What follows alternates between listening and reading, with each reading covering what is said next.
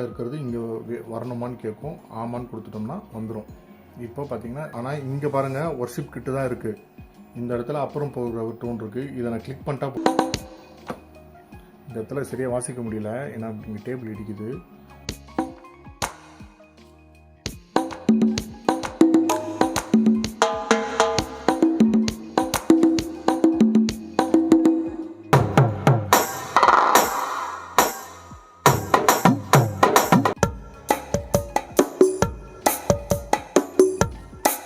அந்த மாதிரி இப்போ இதில் நம்ம டிடிஎக்ஸில் லூப்லாம் இருக்குது. இப்போ நான் இதை அந்த லூப் வச்சு காட்டுற பாருங்கள்.